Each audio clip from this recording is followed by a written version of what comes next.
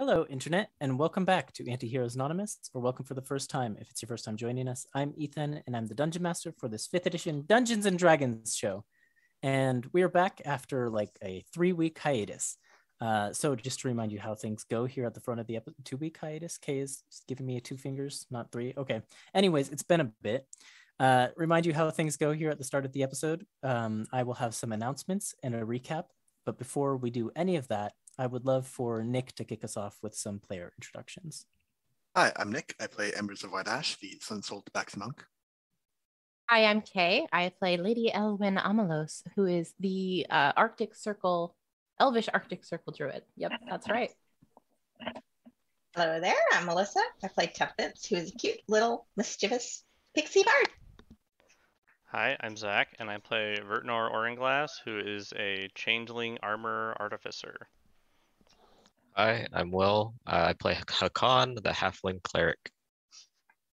So those announcements I talked about. We premiere our episodes on YouTube every Monday at 7 p.m. Pacific time, unless we're taking a brief hiatus. But I don't think we have anything planned for a while, so should be good to go for some time. Anyways, throughout the show, we use a variety of custom items, as well as a custom pixie lineage, which is Melissa is playing with Tuppence, so be aware of that as you're watching. The character portraits, which you'll see all over the layout, were drawn by an artist named Krista Porter, goes by @KristaPorter with 2 R's on the end on Twitter. If you need a refresher on anything in this campaign, we have a campaign wiki at World Anvil. There's also, if you want to just breeze through catching up on season 1, there's a season 1 recap video on our YouTube, which is pretty thorough and will get you through, caught up through season 2 in, I think it's like 20 minutes, not too bad. Other than that, you can check the video description for links and information to everything I just mentioned and more, such as some Black Lives Matter and Stop Asian Hate resources. Finally, you can follow us on Twitter at Antiheroes Anon.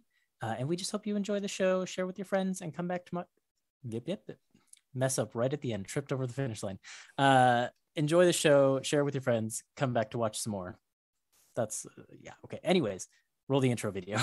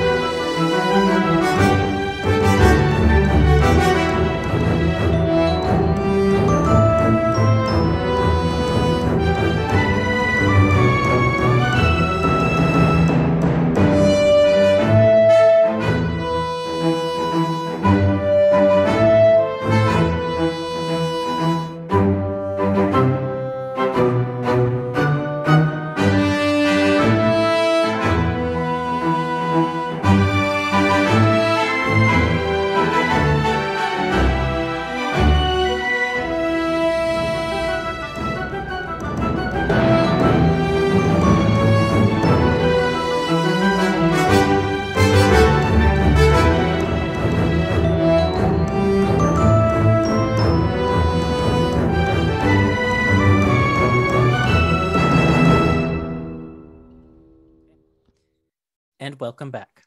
Previously on Antiheroes Anonymous, a blizzard forced the Silver Seekers to take refuge near a settlement called Twintowns. A cleric named Hakan Anvilheart helped them to stave off bounty hunters who were looking for Prince Vertnor, but that was unfortunately only the beginning of the troubles in Twintowns.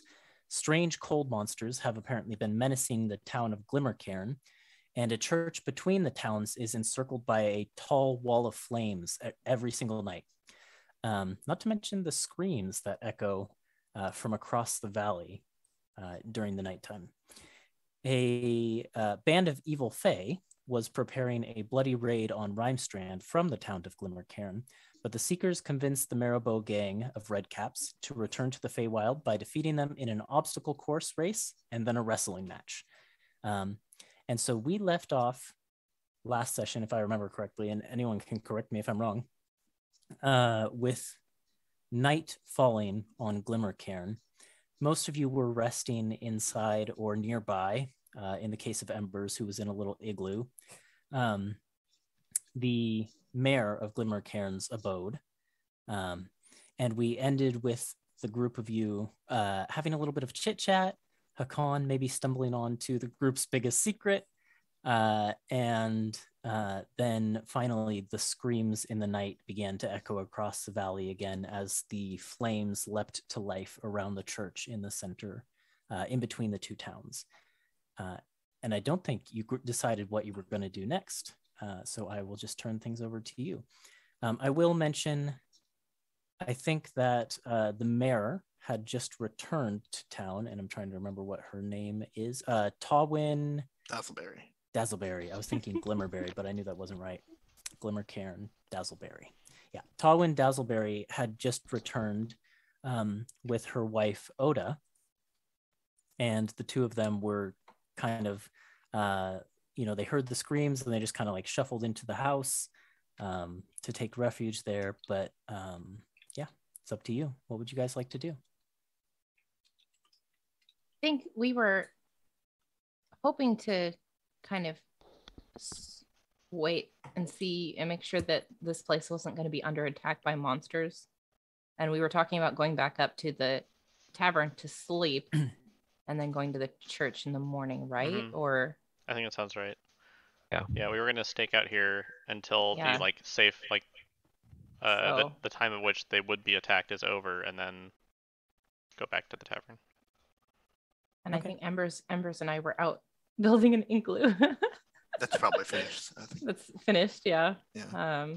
Well, it is probably about 10 p.m., I would say, when the screaming sounds start echoing across the valley and the fire kind of leaps to life, this blazing spectacle in the distance.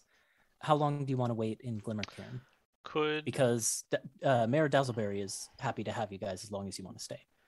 Does Ellen have the ability to use her owl again? I was just going to suggest that. Yes, I do. I can summon my owl and send it out scouting. Scoping? Just to see. Scoping. Mm-hmm. And what time is it right now? Probably about 10 p.m. Oh, yeah. 10 p.m. It's 10 p.m. now. Okay, gotcha.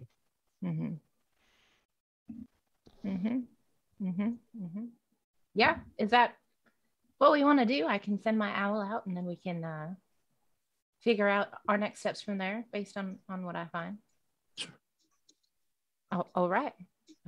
So I'll just do my thing, summon my wild companion in the form of a snowy owl, send it out to scout.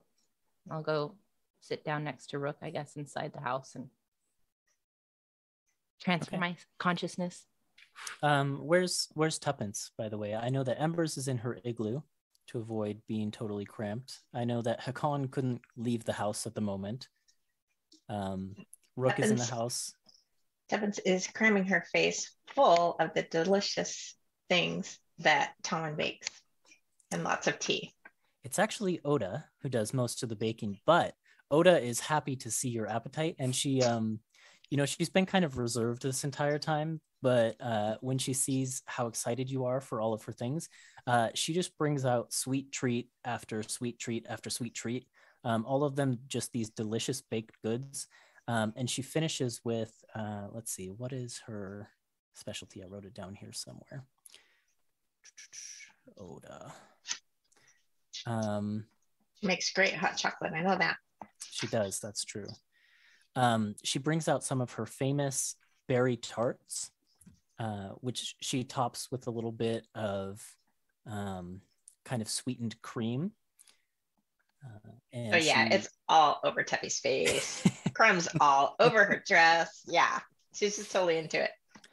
Well, I'm just so happy to have someone here to eat all of the things that I bake. I mean, Tawin, as much as she loves the things I make, she doesn't have much of an appetite. So, wow, this is fantastic. Everyone else, please eat up. And she's just pushing food on all of you as well. But none of it is like food of substance. It's all like sweets and stuff. Pecan, here, try this. Pecan, here. So good. Oh, thank you. Delicious. Did one of you want to take some of this out to your friend in the igloo? I could give you some hot chocolate in a little container as well, maybe. Sure. I can. Yeah, she grab it with Mage Hand, puts a plate full of treats and then a little thermos of hot chocolate. too heavy for me to carry, so I'll carry it with my chin. Yep.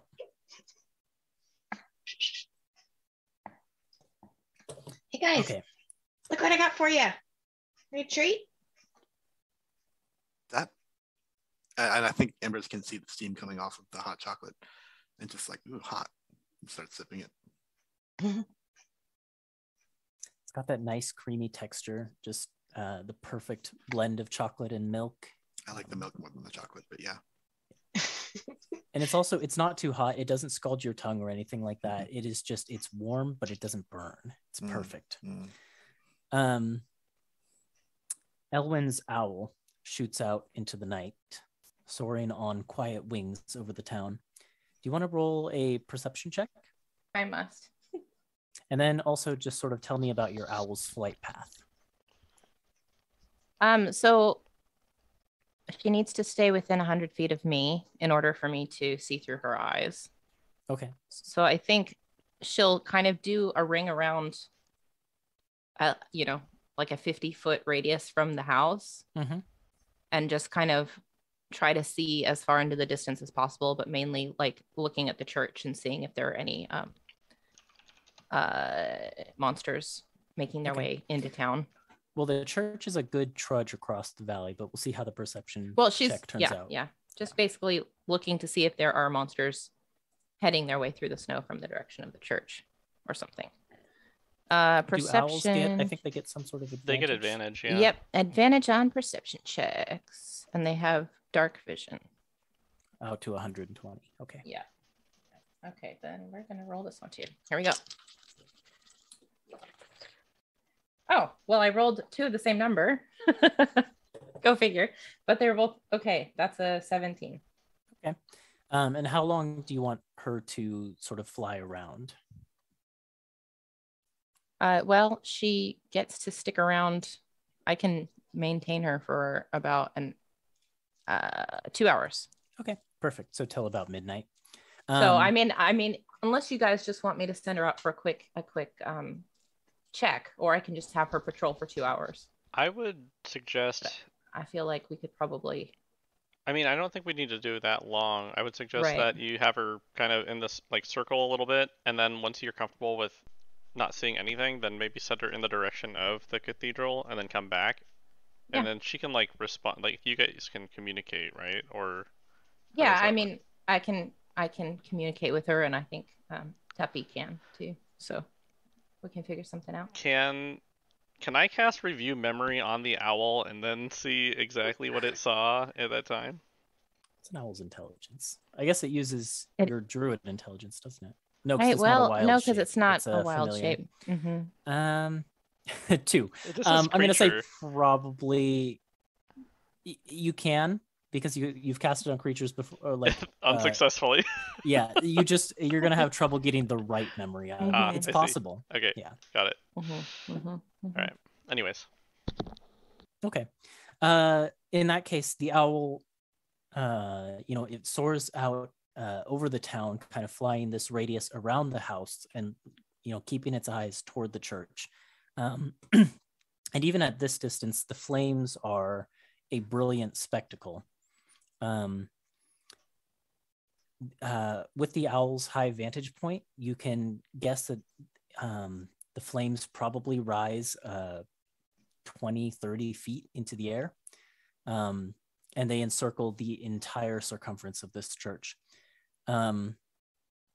It's hard to make out any details of what is happening over in that direction, just because of the limitations of the owl's sight and the distance between.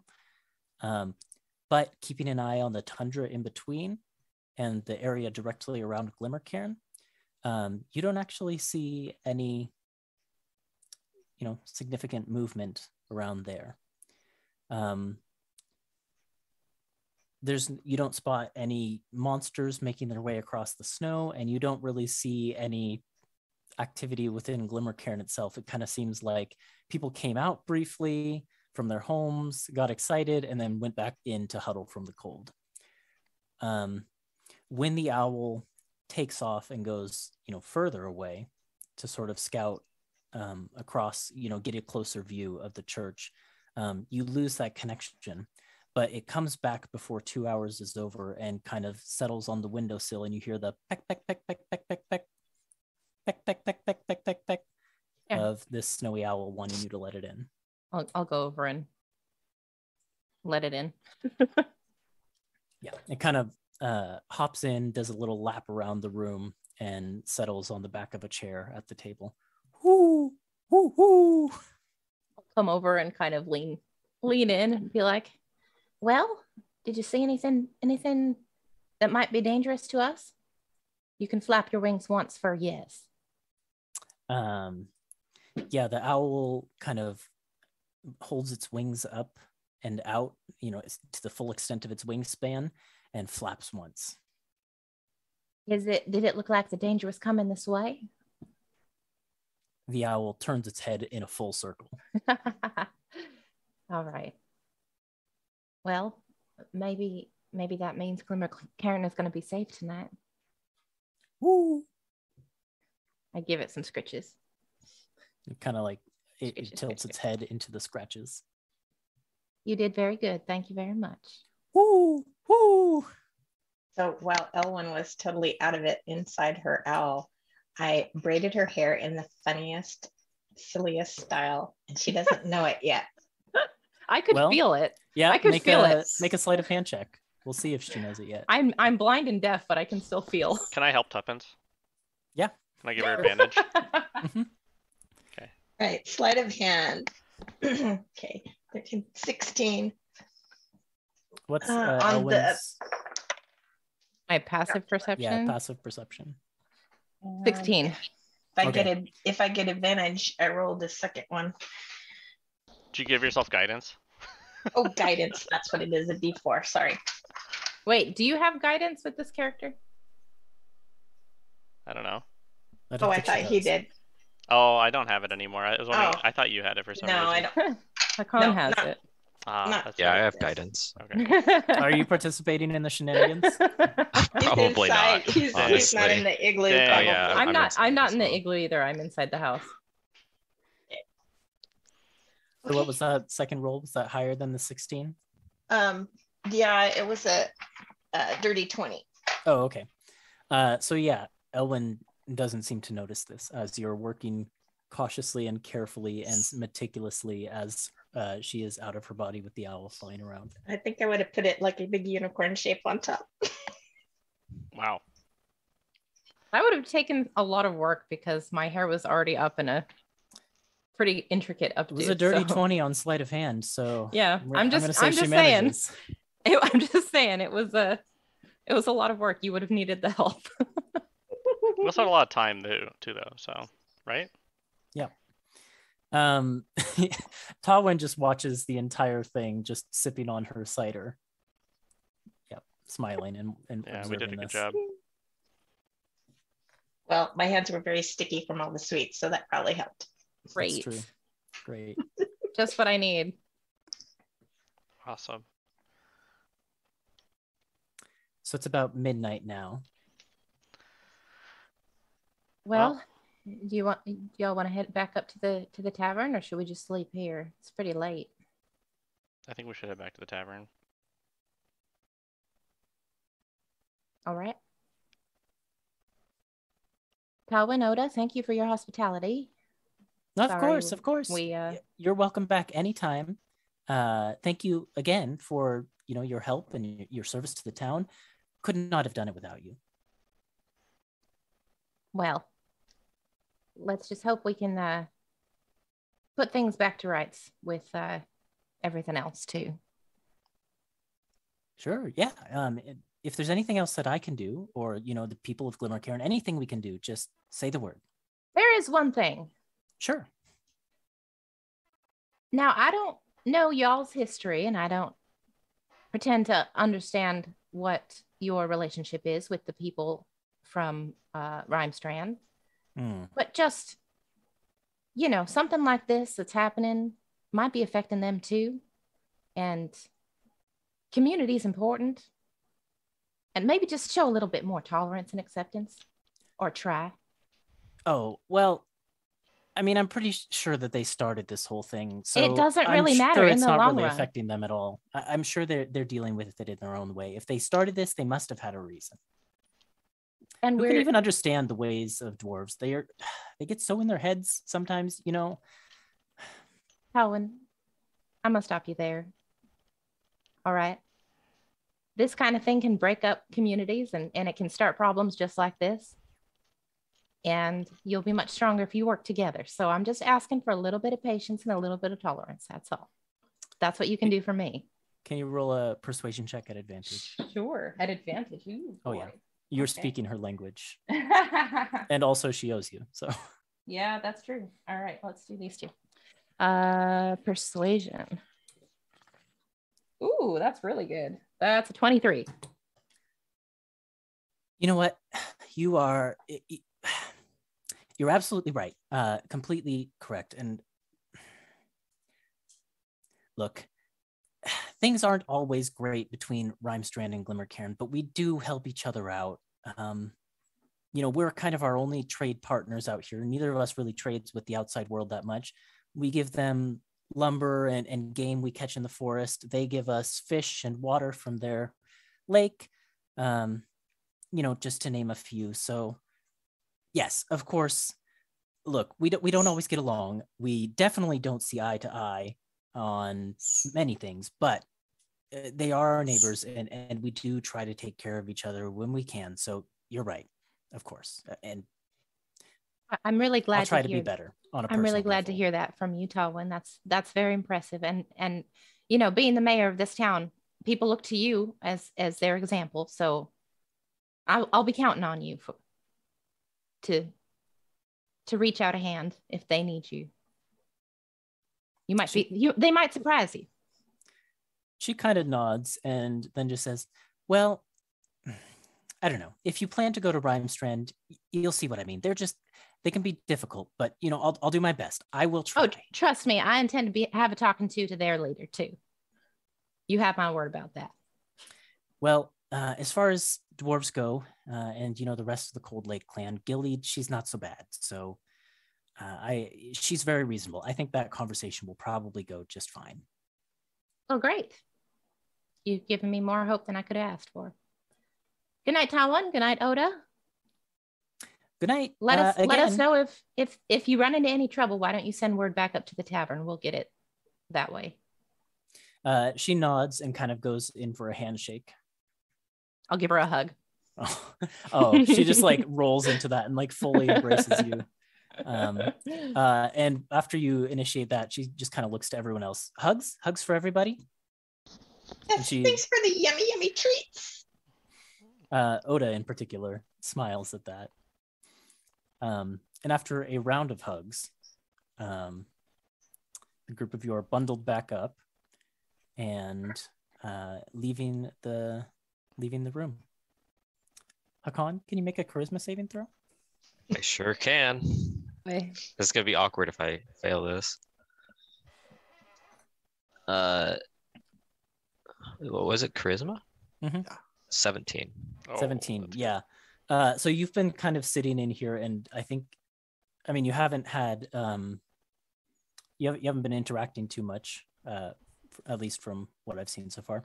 And so Bardrin has basically been talking to you in your head throughout a lot of this time while all of this was going on, saying things like, all right, so if the plan is to rest at the tavern, we absolutely need to be able to leave this place. So I think we need to, I don't know, can we do some like mental exercises or something like that?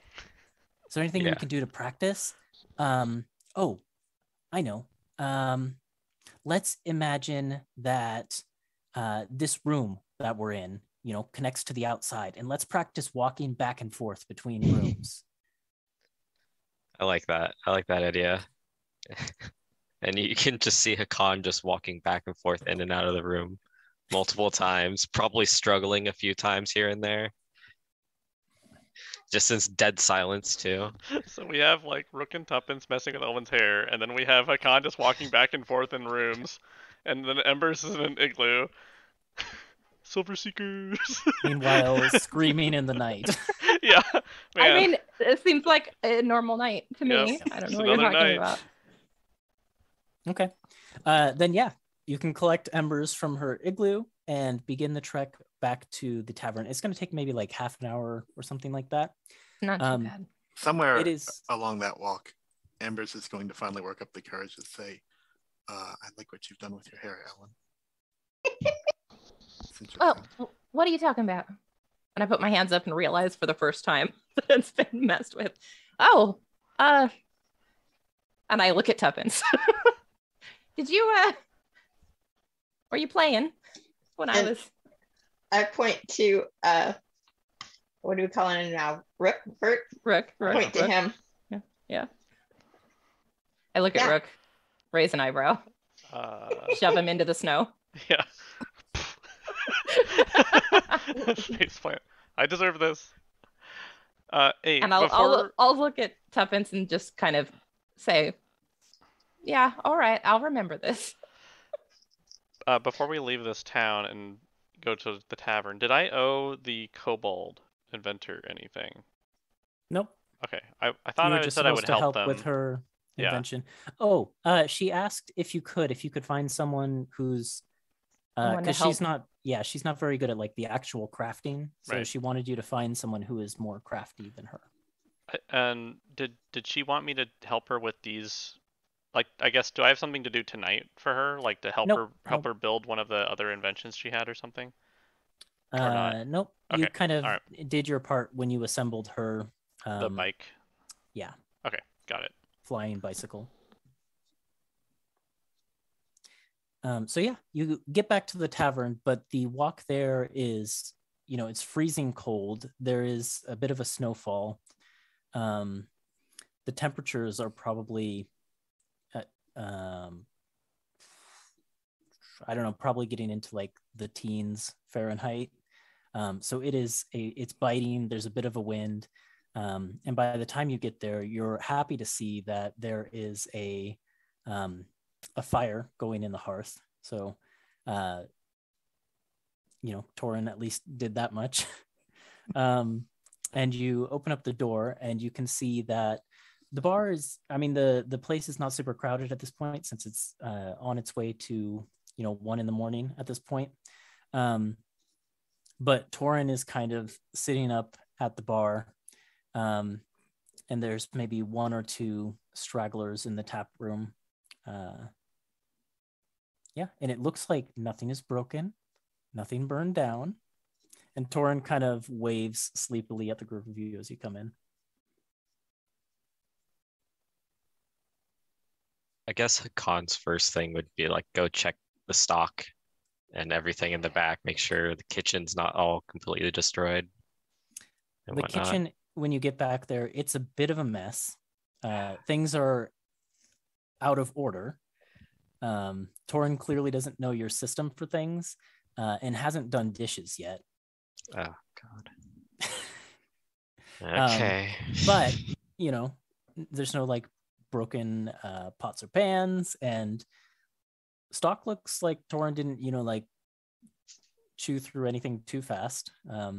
He didn't have a house party while we were gone. No parties. Oh, God, yeah. It does look like maybe your supplies of like basic ale and things like that might be a little bit lower than you'd expect after being gone for just 1 day. When Hakon comes back out, does it like show on his face that he's like, oh God, I have a lot of work to do? Hakon probably doesn't mind it a whole lot. He's just like, I have to clean up after the kids kind of thing. Okay. If it's like visibly obvious that you're like, I have, I'm gonna have a long night ahead of me and I have to clean up, then Rook will send his little clock or construction clock. What am I trying to say? Construct Sultan. That's it. Jesus, that was hard. To help you, and so you'll have the homunculus that I made, and he'll help you do dishes or whatever you needed to clean up. Sure. For as long as you need him. I think Hakon would just go right to work and start cleaning up with the little construct. Torin comes back and says, oh yeah, sorry about the mess. I just got really busy with the bar. I didn't know what your prices were, so Oh no. I just kind of charged what I thought seemed fair. Here's all the earnings for tonight, and he kind of just hands you a big like bag. Is it a lot? Or is it just pretty normal amount? Having gone through your supplies and sort of knowing how much he's gone through, he probably undercharged people a little bit. Okay, I'll give him a few silver or something. Or copper. Oh, no need for that. I poured myself a few on the job, if I'm honest. So, and I must have eaten through at least 3 loaves of bread. So I'll take one of the silvers back. Yeah. In fact, here, and he reaches into a coin purse and drops a few of his own into the sack. God. Yeah. Okay, fine. Whatever. I'm gonna go clean up now. I'll see you later. He looks like he thinks about asking if you want help, and then just decides he doesn't want to help and leaves the room. I'm fine with that.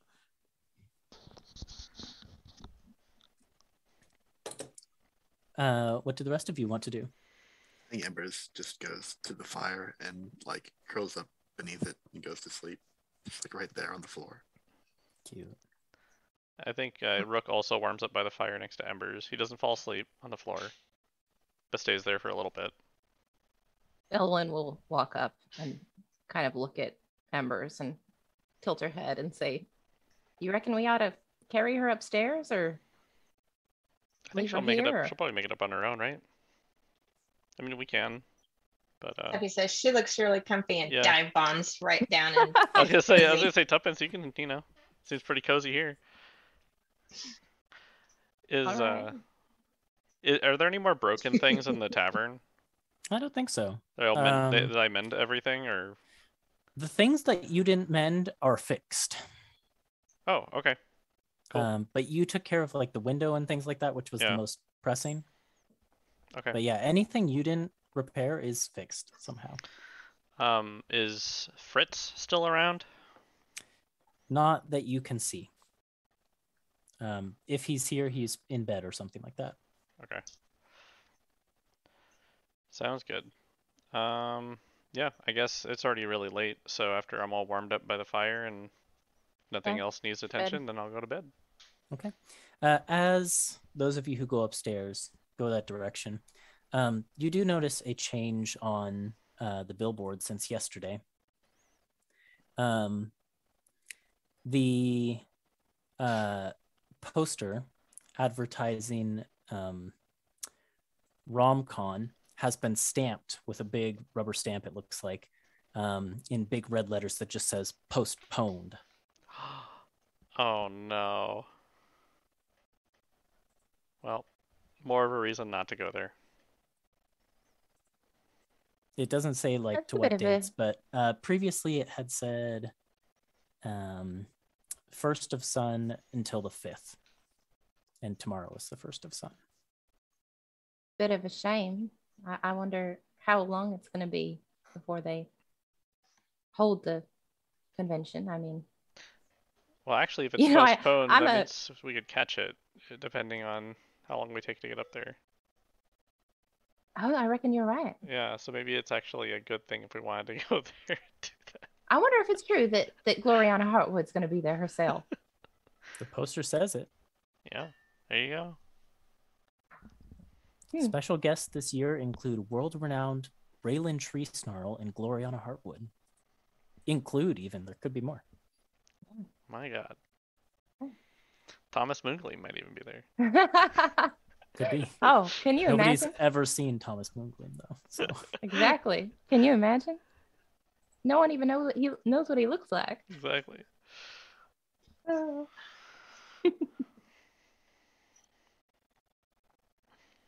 But yeah, other than that, the group of you can mark a long rest if you want. Sweet. Good. I can finally I mark will. this exhaustion off my character sheet. Oh, that's right.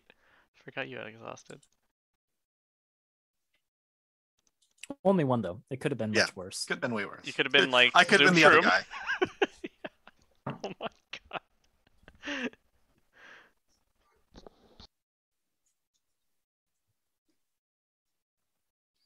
God. So I guess 8 hours go by. You probably wake up a little bit late.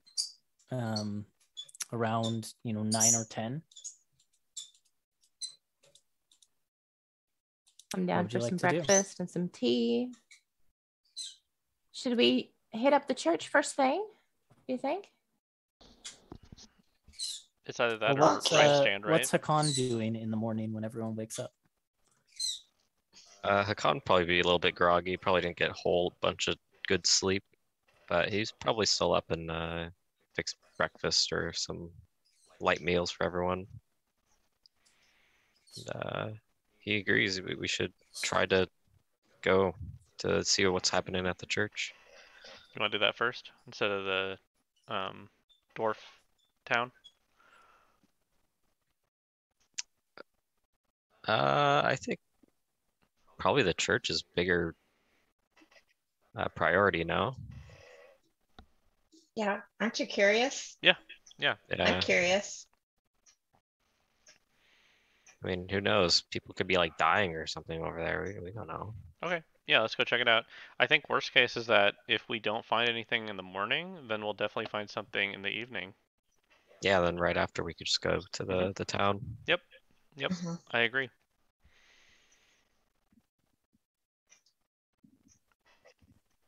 Very reasonable. Okay. Then, full of breakfast, are you just leaving Torin in charge of the tavern again? I mean, he didn't break anything, so I'll tell him like the prices and like kind of generally how it goes this time. He writes it down in messy handwriting on a little scrap of paper as you tell him all these things. All right, boss, I'll be sure not to forget this time. You got it. I believe in you. I believe in you. And he kind of like sticks it. He breathes out a little bit of ice because he's got a frost breath, and he just kind of uses that to stick it to the wall. Oh, wonderful. Right where he can see it. So he won't forget the Perfect. prices. Adhesive ice. Nice. All right. Are we leaving? Right.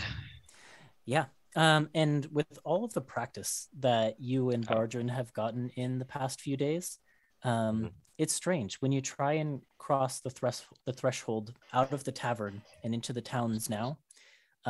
It's so much easier that you don't even have to roll this time. You just, as you kind of stand there hovering on the threshold, all of your experience from the past day, just like going in and out of these buildings, you can feel that you've grown. You've built up a fortitude and a tolerance, and though the outside still has that horrifying aspect to you, stepping out into it, taking that first plunge, you find doesn't have the same terrifying bite that it used to. That's fantastic. I think Hakan would definitely have a little bit more pep in his step, and he'd be a little bit more happy looking and feeling.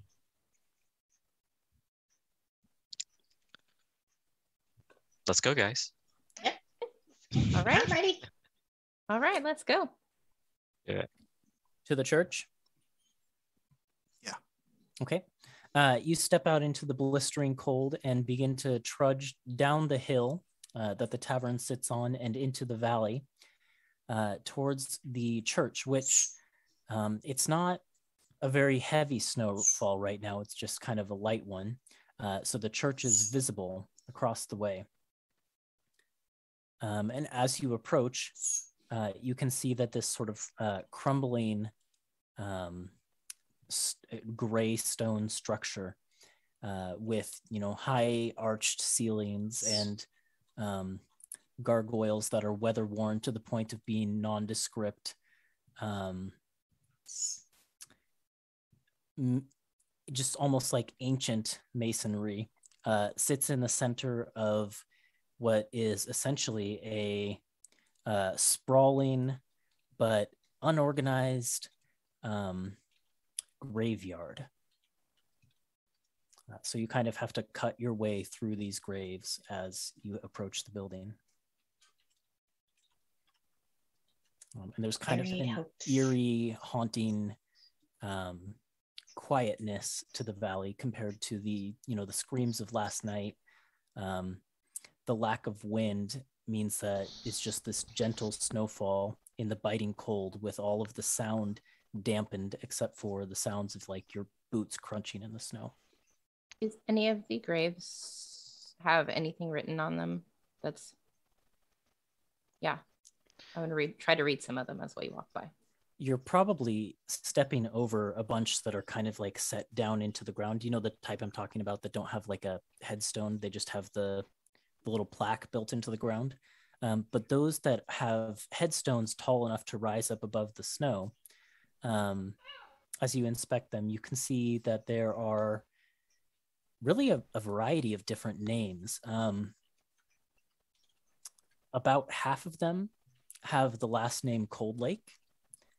And then the other half seem to have these almost like whimsical names that definitely have more of a gnomish feel to them.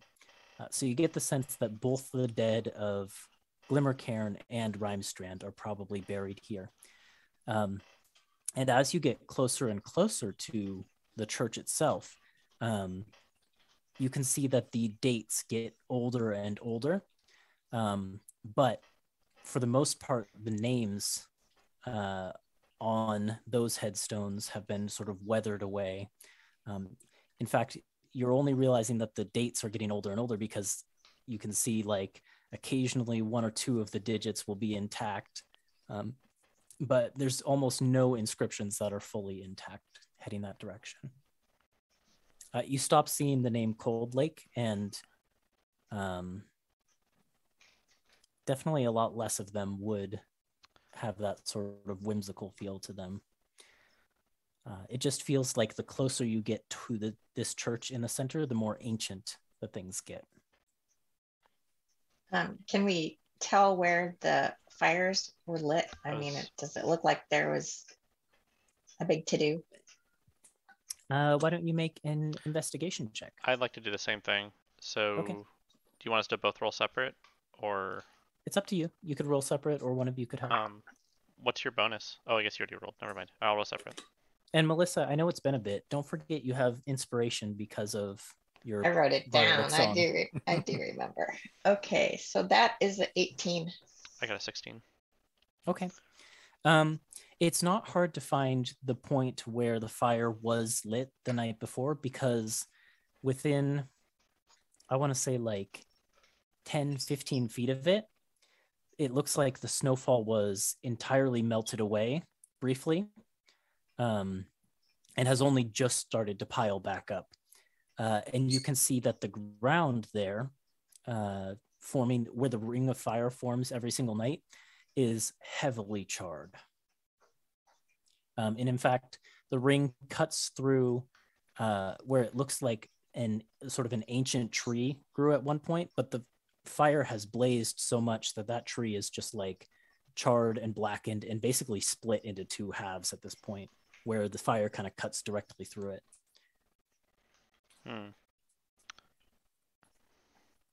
So how far is it away from the structure itself? Probably like 30 feet-ish from the outer walls. Okay. Can I roll do any type of maybe Arcana to try and determine the origin, why this fire is being produced here? Sure. I would also like to cast Detect Magic. Okay. Rook, roll that Arcana check. Okay. Elwyn. And I can cast it as a ritual, so if we have time, I'd like to just kind of sit down and cast You it definitely as a have ritual. time. Yeah. Sorry, I have to keep track of times because I actually wrote out schedules for people because I had a bunch of time to do that. So I'm just going to say it's around 10 a.m. at this point. Sure. By the time you've got to the church. Elwyn, you cast that spell, and let me just look something up real quick.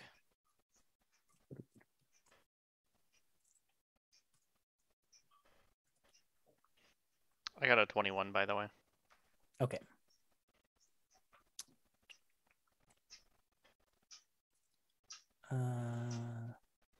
Okay.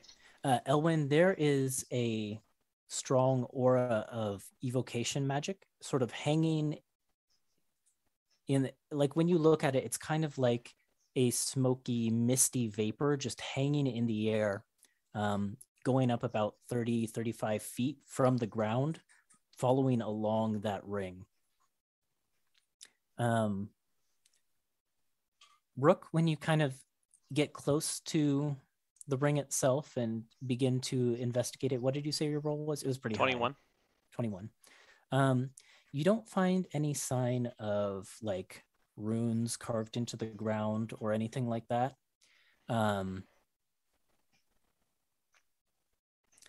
But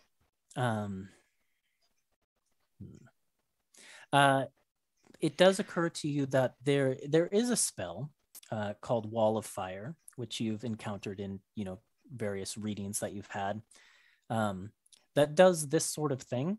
It produces a wall of fire, and it can be shaped into a ring, but this seems much more powerful than that. Okay. The flames seem to be going higher than you would think they would, that sort of thing. But it's the same sort of type of spell, right? Is what I'm deducing. Okay, so with that spell, I believe you can direct the flames sort of inwards or outwards, right? Mm-hmm. Or so are these flames pointing in or out? They are pointing in. So can I, with all of these checks that we're doing, is there any way I can deduce that they're trying to keep something inside from getting out? I will leave that assumption to you, but you can deduce with that check that the flames point in. Okay, so that's what I'll go back to everybody, and I'll just say, well, strangely enough, I don't know if I have a really good basis for this, but I think these flames are trying to keep something in from getting out, and maybe all those screams on the inside, maybe there's something happening that there's some monstrosities or something being created, and they're, this is kind of actually maybe like a protective thing, but I mean, again, I'm not really sure. I don't really know why all this stuff is happening. Would probably explain why the monsters haven't been attacking lately. Yeah. If someone here is trying to keep them in. Yeah, maybe. Should we be going in there at all? Should we? Something to talk to the owner of this establishment about, I reckon. Yeah. Let's peek through the window first. See what's there. Sure. I wanted to check if there's like any footprints or anything that were by the church lately. I mean, I'm sure there's like heavy snowfall, so it'd probably cover up most things. But well, this morning it's been pretty light snowfall, so you've actually got a decent chance of that. Roll a survival check. 14. You do see a couple sets of footprints, actually. Let me try and think how to describe what you see. So there's a patch near the wall where the snow was mostly melted, and is only now beginning to pile up. But you can see, in the snow closer to the church, that there are several sets of what look like humanoid footprints, but like bare feet. Bare as in like B-A-R-E, not B-E-A-R. Yeah. Not wearing any boots or anything like that. Walking out in the direction of the wall. And you don't see any of those kind of like beyond the wall itself. So presumably whatever those belong to stayed within the wall of fire. The other set of footprints that you see comes from Rimestrand, and it is actually two sets of footprints. What was your survival check? 14. 14. One is a pair of like heavily booted feet that kind of make deep imprints into the snow. And the other one looks to be the footprints of a very large canine creature of some kind. And these footprints come to the church, pass a little bit beyond the wall of fire, kind of mingle around about near the front of the church for a little while, and then pad their way back towards Rimestrand. So you can see they come and they go. I see. I'll share this information with the group. So potentially things are still here, whatever these sets of footprints are coming from, because they never left. So I'm gonna, while my spell is active, I'm just gonna look around, not just out where the wall is, but just everything. I'm gonna walk towards the cathedral and kind of peek in through the windows and see what I can see. So you're going to cross the line. Oh, we haven't gone across the line yet. I thought I've been assuming inside. you have not gone across the line so far. Everything you've done so far could be ascertained from outside the line. Oh, I thought sorry. I had a little bit of a distraction in the form of a young child. Yeah, Please forgive me. Well, are we you can hesitating attempt it. It's up to you. cross the line? Like, can I throw a rock over the line? See what happens? Sure. I'm going to do that. I'm just going to find a rock and throw it. You throw a rock across the line and it sails towards the church, clatters against the wall, and falls to the ground. I have a pretty good arm. I didn't mean to throw it that far. It was a well-weighted rock. It made it all the way. Yeah. So. All right. Sorry. I'll look at the group and say, is there any reason to believe we shouldn't pass through right now? I mean, if what Rook has said is true about the direction of the flames, theoretically we'd be able to go inside without getting hurt, right? Do you want me to fly over? Maybe that'd be a little bit safer. And then I could peek through the windows and fly back out. Yeah. Maybe I'd like to go in there while my magic is still active to see if I can see anything. What's wrong with just following the tracks that Hakan found and seeing if we can talk to someone who might know more about this? Exactly. Ember's like extremely visibly afraid of going into the church. I mean, I think that whoever's here, whatever's happening, whoever's casting this wall is probably trying to keep the problem contained. So I think we should talk to them first. Right.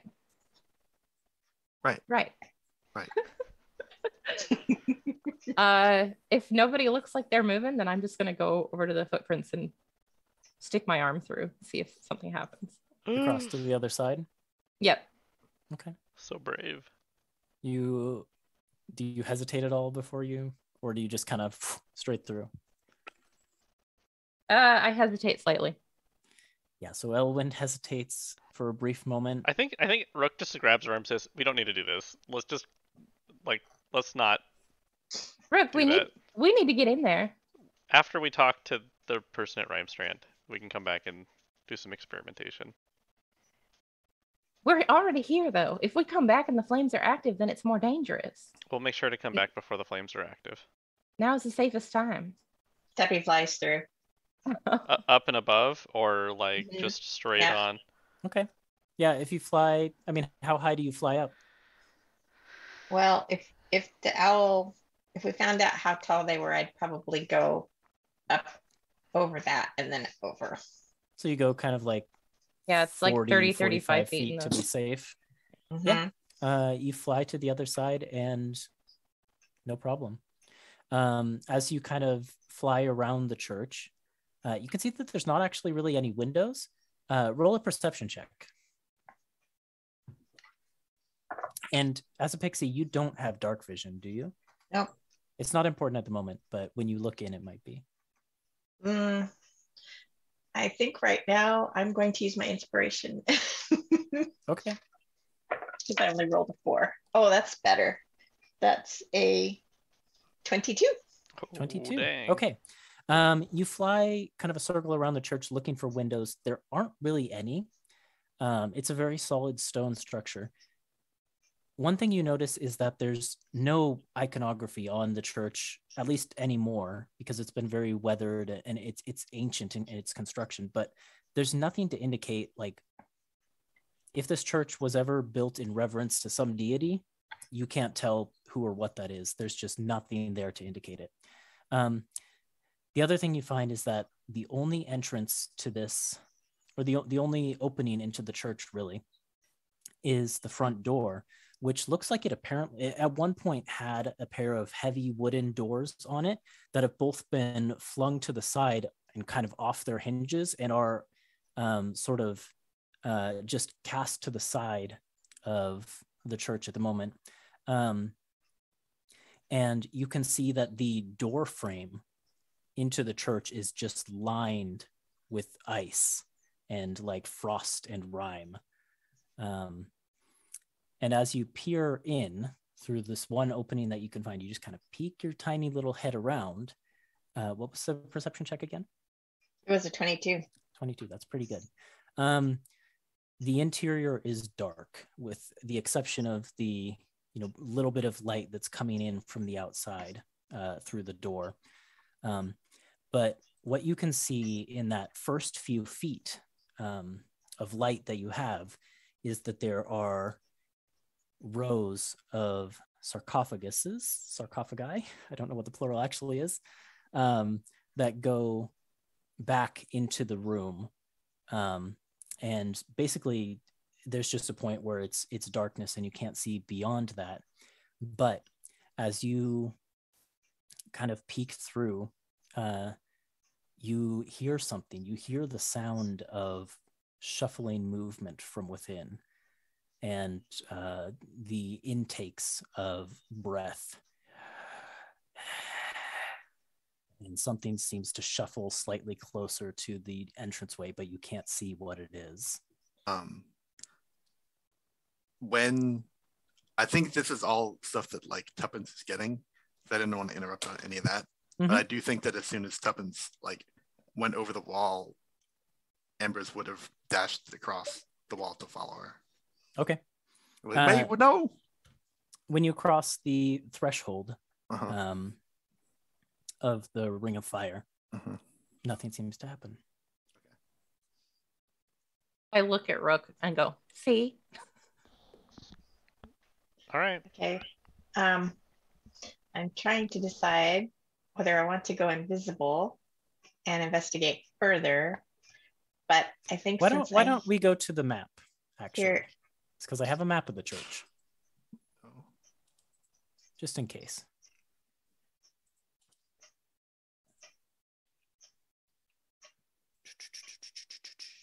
There we go.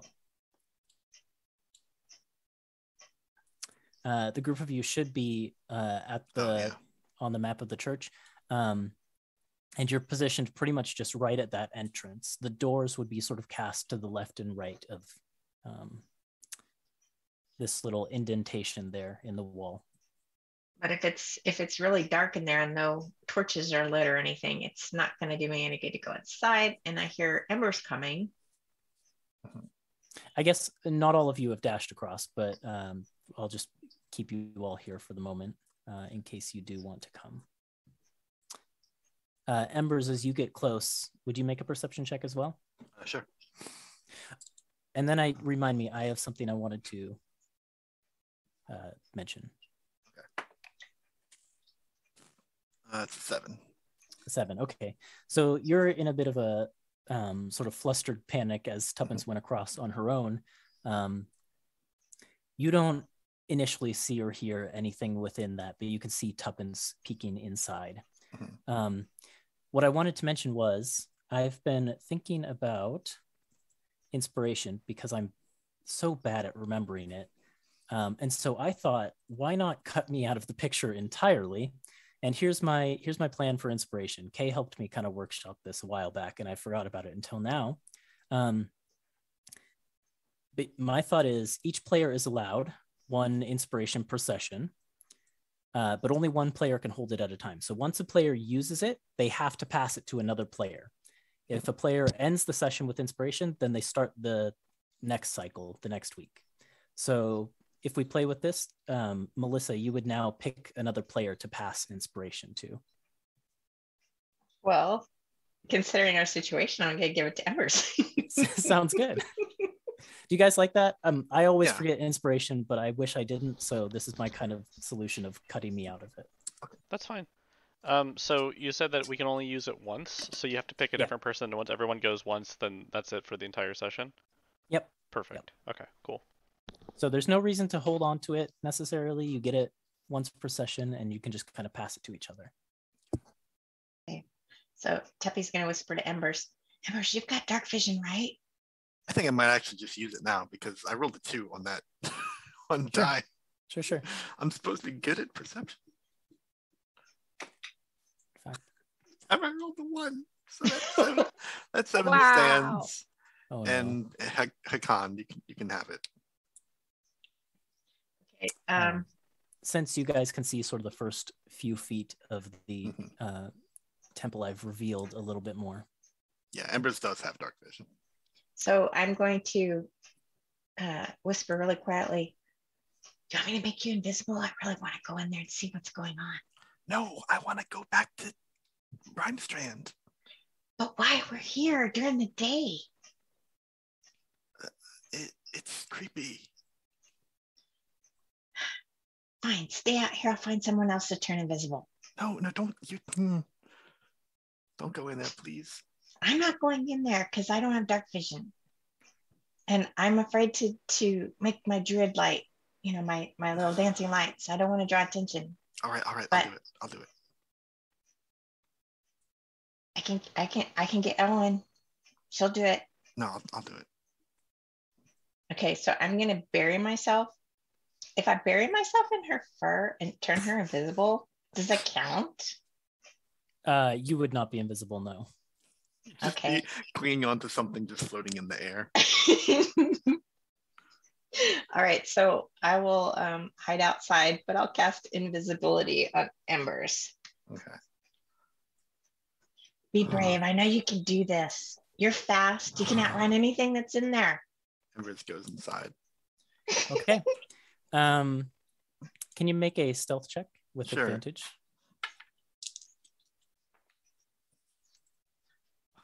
Wow.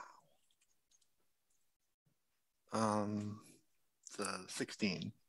16. Keeping in mind I have a +7 to this. 16 is pretty good. Give me just a second to open it. I rolled another 2 on the other die. I need to get something up here and check something. I think you'll be good with a 16, but let's find out. My computer's just being a little slow trying to load up what I need. Come on, you could do it. There we go. Okay. Cool. You step into the room and look around with your dark vision. This is actually the first time, because as you ran up, you were kind of distracted and didn't really get a look inside. But now that you step inside and survey your surroundings, you see a number of creatures sort of creeping their way through the rows of sarcophaguses in your direction. Each of them kind of slowly and curiously moving towards you inch by inch. What you see are these sort of medium height to tall humanoid figures, each of them completely hairless, just like from foot, which is, they're barefoot, completely exposed, all the way to the top of their head, just no hair. Their skin is almost a bluish color. It looks frostbitten. And as you look at each of them, you can see this sort of like frosty mist rising off of each of them as they make their way in your direction. And I know your dark vision has limits, but I'll just reveal everything. Yeah. You see all of these monsters beginning to shamble towards you. And I don't think you'll be here long, but let's roll initiative just briefly. Okay. I'm not rolling either of these dice again. Okay, that's and all of you can roll in case there's something you want to do. How did Embers do? A 24. 24. Nice. Elwyn? I got a dirty 20. Dirty 20. Beautiful. Tuppence? 10. 10. Vert. Dirty 11. Dirty 11. Hakan. I also got an 11. Sweet. And then I'll auto roll for these guys. Wow, so slow. Embers, you see these things coming towards you, and in a burst of cat-like reflexes, you are first to act. What do you want to do? Can you make the token big? Real quick? Yeah. I mean, it's not a very special token. But Shift Z, is that it? Yeah, it's it. Oh, gross. Okay, I'm clicking away. I don't want to see it anymore. Okay. This is just the closest approximation for this type of monster. Yeah. It is not this thing from the monster manual. Oh, okay. Oh, Yeah. phew. Embers runs out the door, grabs Tuppence. I mean, Tuppence, you can try and resist a scrapple if you want. No, I won't. Okay. And is going to. I think even I'm going to use. I don't know if it's necessary, but I'm going to use feel on agility to just book it. Crab action dash. Okay, you dash back. I mean, you find yourself at the line surrounding the church almost immediately. Do you just try to book it over it? Yeah. As you do so, the flames leap to life. And I need each of you to make dexterity saving throws. I had a feeling that would happen. Wow, we're all dead. TPK. Well, I mean, I don't think you or I or Hakan have crossed the line yet. Ah, that's true. I think we were still arguing about it. I see. This is happening too fast. Why do I roll these dice? Putting them in jail. I keep telling you need to get new dice. I did get new. Well, these are not new dice. That other one that you gave me for. Who gave me these? The ones I bought at ECC gave me. They came through for me. How did Embers do? Oh, at 11. 11. Okay. Tuppence. 18. 18. Embers, in your haste to dash across the line, you take basically these flames leap to life, and it starts at the point where you cross the line, and then they basically just spread in a circle around the church over the course of like 10 seconds, just igniting with a roar as they go around the church. In your rush, you're just blindsided by this and take 17 points of fire damage. Holy smokes. Tuppence, you take half of that, which is 8. And the flames then persist, completely obscuring your view of the church. Oh my goodness. And the group Embers, of you are you see all this right? happen. Yeah. Oh, Oh my like, goodness. dives into the snow and rolls around a little bit. Oh my gosh. There are little patches of Ember's fur that were on fire that just kind of go out, and there's steam as she dives into the snow. Where's Tuppence? Actually, Ember's was invisible technically, so. Oh, so I just see like Tuppence floating through. Yeah, Tuppence like whiplashes like a bullet. I mean, like I feel like we grabbed. could probably put 2 and 2 together based on that. Yeah. Yeah. I mean, we were watching him, right? So we saw the whole sort of thing. Yeah. And you can see Ember's footsteps in the snow as well. Right. Embers, I'm so sorry. Are you okay? No. Ow. You were really brave. I'm proud of you. But now we know what's in there, sorta. Why didn't we do what I wanted to do? Well, we will now. It's kind of late. I'm gonna cast Prayer of Healing on both of them. Okay. It takes 10 minutes, so maybe we should like back up a little bit. I would like to not be here. Let's go to Rimestrand. Yeah. I think that one you can keep up as you kind of walk towards Rimestrand. Yeah. All right. I'm gonna turn the map off then if we're leaving. I will get you off of this map. You guys both heal for 8. Yeah, and the whole time Ember's just like talking about how gross and terrible the dead bodies, the living dead that she saw inside the church. Ugh. Yeah, I mean, they basically did look like frostbitten corpses, essentially. Yeah. How much healing does the Prayer of Healing do for those who are injured? It was 2d8 plus 3, and I got 8 total. And that goes to both of them, right? Or is Yeah. it just one? Up to 6 creatures, so yeah. Okay. So that puts Tuppence back at full, so that's nice. Thank you, Akon. And I can also Gotcha. cast Healing Word at Embers if you need a little bit more healing. Maybe we can Or we rest can- later. Yeah, we can take a rest when we get to Rimestrand, maybe. I don't think we're in immediate danger anymore, at least. Okay, so with the flames which continue to burn, at your back, you begin to make your way across the town. Do you want to approach the town in any special way, or are you basically just striding in? Is there any danger of it being overrun like Rimestrand was? Because I could send in another familiar to scout it out. If it was a light snowfall, can we see like if there were like the same tracks that were going into that town or any other threats that way? Well, I mean, the 2 tracks that came from Rimestrand towards the church, those like heavy booted feet, and then the big canine tracks, those headed back towards Rimestrand. So we just follow those, but then if we see any other tracks going into the town that are like of the same type as the, hairless humanoid zombie things, right? Is that something we can look for? Sure. Okay. You don't see any like barefooted humanoid tracks as you make your way that direction. So I don't know. I'm not sure we need another scout, but if you're welcome to do it if you want. Oh, I mean, if we don't need it, then I will not do it. We can just walk in. Yeah, just kind of keep you just have a. Can I roll like a perception, just like kind of keep an eye out? Yeah, sure. Okay.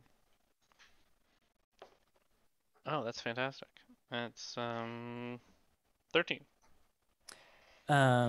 On a roll of a 13, you don't see, like, nothing seems to be approaching you as you come closer to the town. But as you do get closer to the town, you can sort of hear the sound of activity, regular town activity coming from within the town itself. So unlike Glimmercairn, it doesn't seem like everyone is, sheltering in their homes or whatever. And you can't make out any like specific features or anything like that, but you do see figures moving about the town as you head into it. Okay, cool.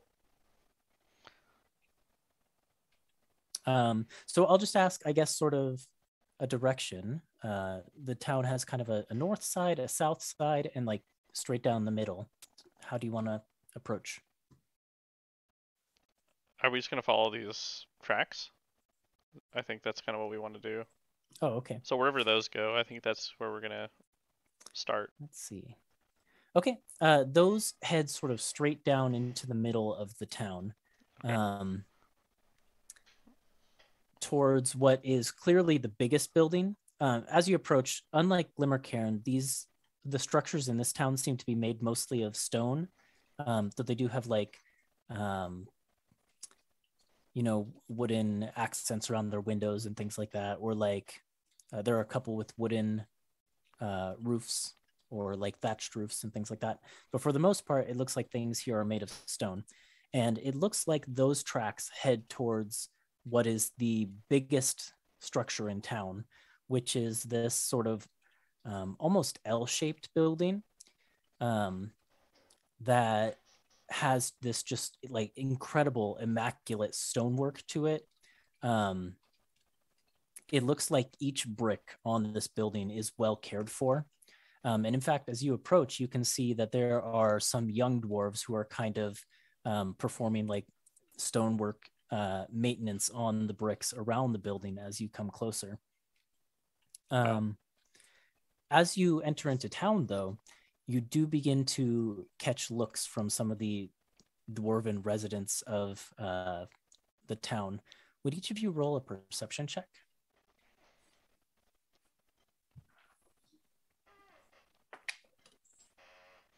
Dirty 20. I got a 9. Okay. 8. 12. 18 for Rook. I got an 8. Oh, 8. Okay. Then Tuppence, what you noticed, and Embers will notice this too, but Embers will notice a few more things. You notice that though you get looks from a lot of the dwarves in town, or just are kind of going about their business,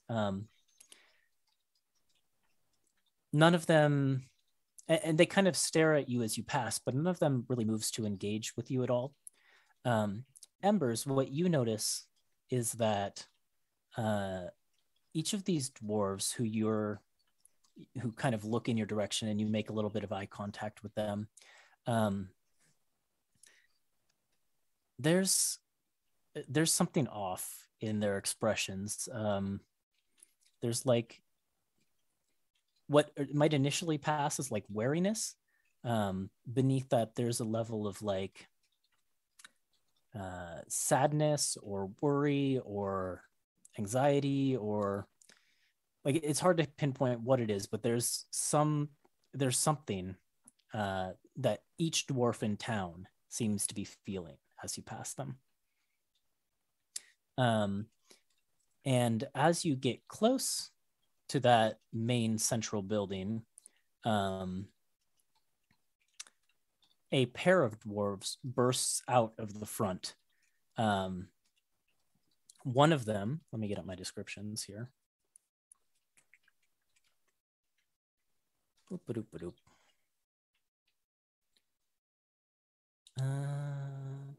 Here we go. One of them looks to be like a young dwarven man in human years, probably in his early 20s. He's got this like snow white hair that he wears tied back, and actually a rather neat beard in the front.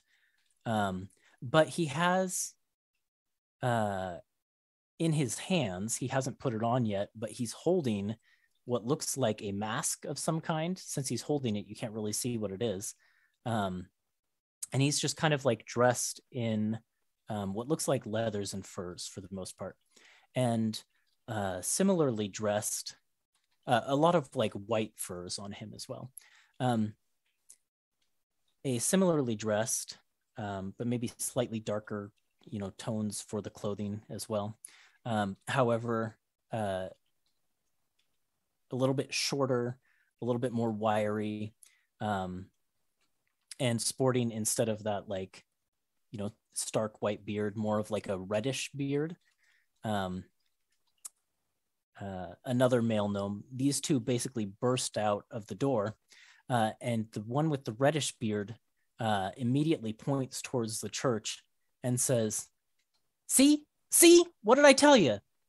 The fire, it started up early. I know we haven't seen it before, the evening each night, but look. And it doesn't seem like he's seen the group of you quite yet. And the other dwarf who's holding the mask, basically, he gets this kind of dark look in his eyes. And as he does, you can see that he kind of has like bags under his eyes, as if, he were tired or something like that. And he looks over in that direction and he says, well, that's odd. I just set up the ring of fire again this morning. It shouldn't be triggering just yet. What could have happened? And then I think the two of them catch sight of the group of you coming into town. I will burned patches of fur. Yep. I'll wave and say, we happened. Sorry about that. The white bearded one turns and whispers to the red bearded one, and the red bearded one says, yes, sir, and then basically runs back into the stronghold behind him.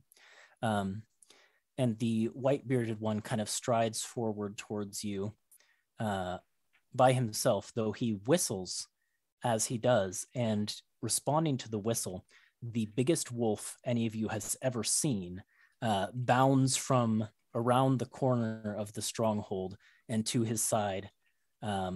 He basically puts a hand on it and walks up to you. There are stars in Elwyn's eyes right now. She is very excited about this wolf.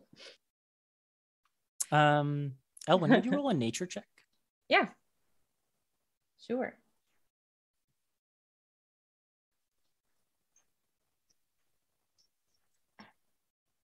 Okay, that is, where's my nature score? That is a dirty 20. Okay. There's even just in sort of this brief interaction where he whistles and the wolf kind of runs to his side, you can see that there's kind of a spark of intelligence in this wolf's eyes. And there's also something sort of slightly not natural to it. Like when it, with each of its steps, it almost looks like there's, how to describe this? Like,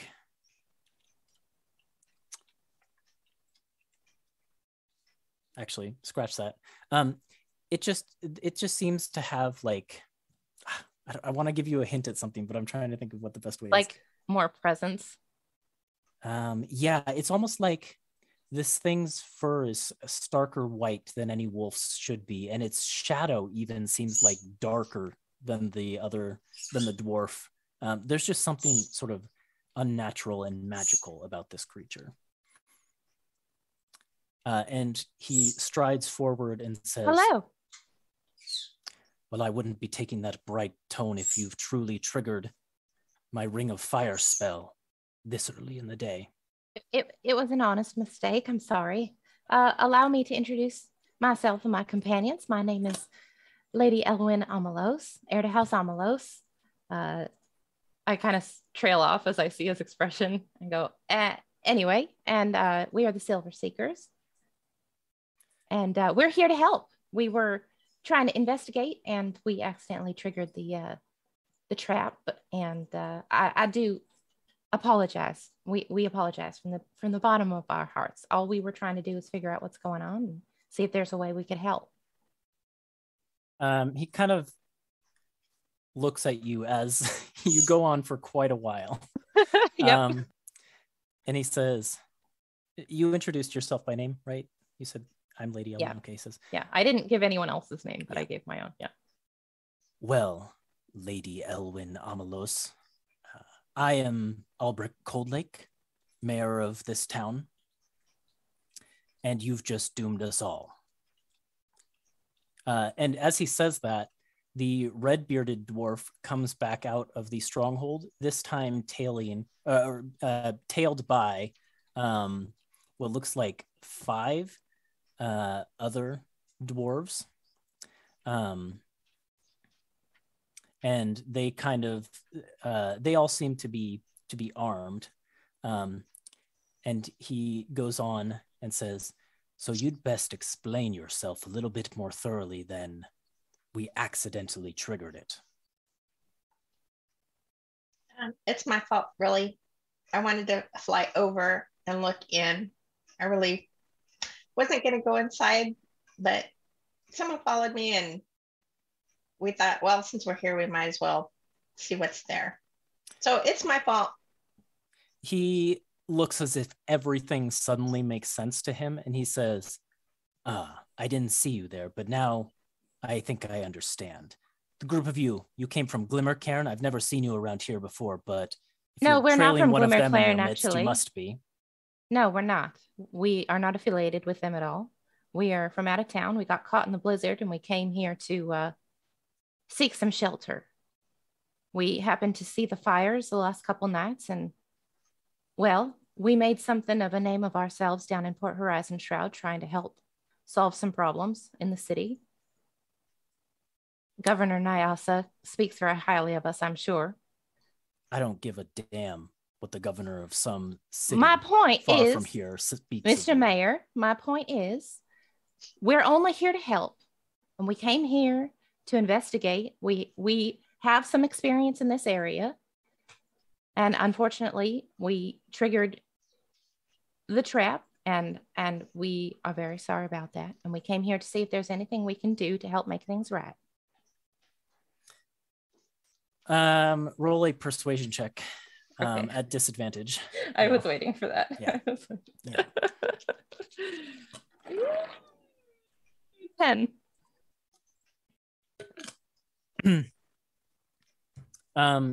He looks at you and he kind of turns the mask that he's holding over in his hand. And as he does so, you can actually get a glimpse at what this mask is. It seems to be a mask in the shape of a white wolf's face. And he looks down at his wolf companion next to him. Why don't the group of you come into my stronghold, sit down, and allow me to confer with my friends here? And he kind of nods in the direction of his red-bearded friend. And we'll see what the group of you can do to make this up to us. Can I roll an insight check on him? Sure. He said his name was Albrecht. Albrecht. Okay. Yeah. Very apt for his personality. Well, I mean, we were told the mayor's name was something different, unless my notes are wrong. No, you were told the mayor was Gilead. Yeah. So and he introduced himself as the mayor, but that is not the name. Yeah. So I'd like to roll insight on him. That is an 18.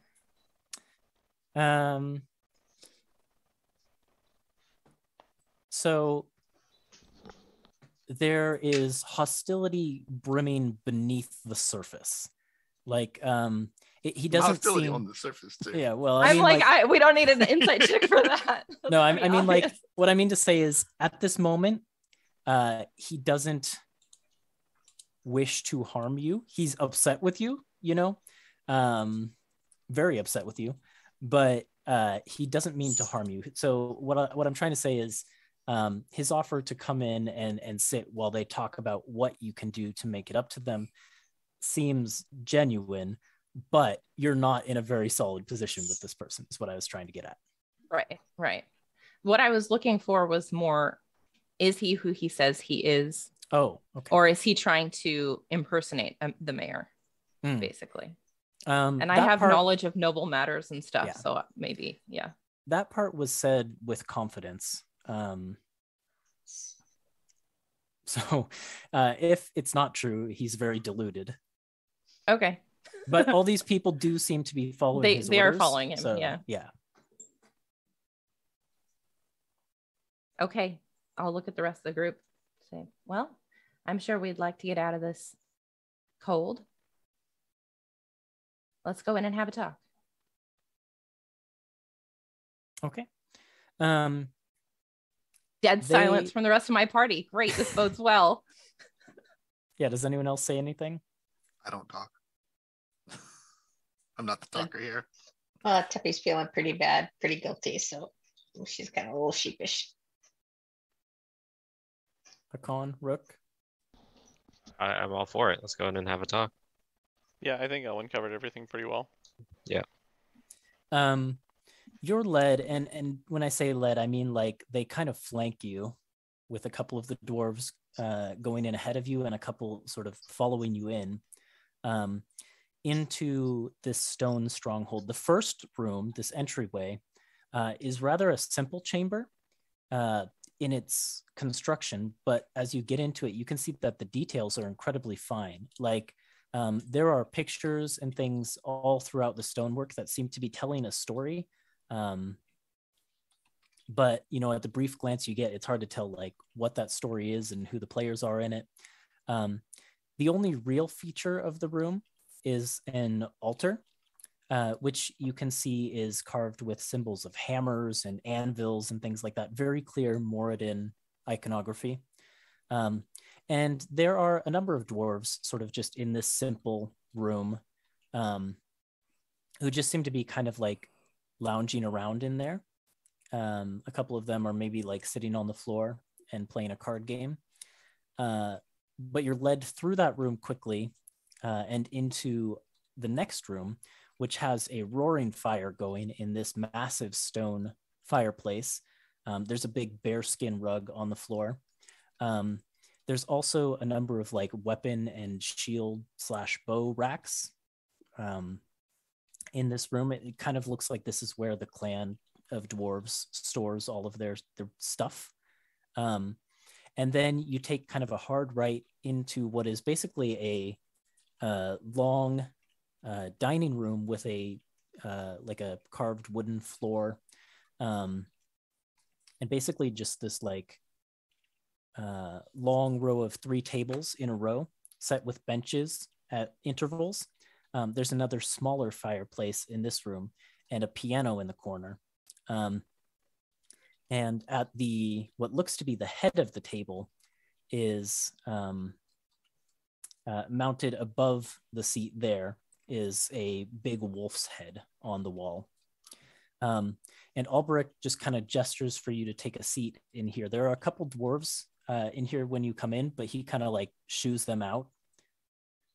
How just tall gestures. are the ceilings in all of these rooms? Pretty normal height. Okay, so these are not gnome houses. No. Okay. And in fact, it looks like these dwarves take a special pride in the craftsmanship of this building specifically. So the ceilings are probably like a little bit taller, a little bit grander. Yeah, you have no trouble here. Right. I will sit down. Right then, the group of you sit and we'll go talk. And when we reach a decision, I'll come back. And he and the rest of his group leave the room. And the group of you are basically sitting at the table. In fact, if you guys want a visual, I don't know if anything will happen here, but I have a map. So sure. Yeah, sure. Actually, I guess I already pulled you there. Whoops. I will reveal a couple areas. I can change the map.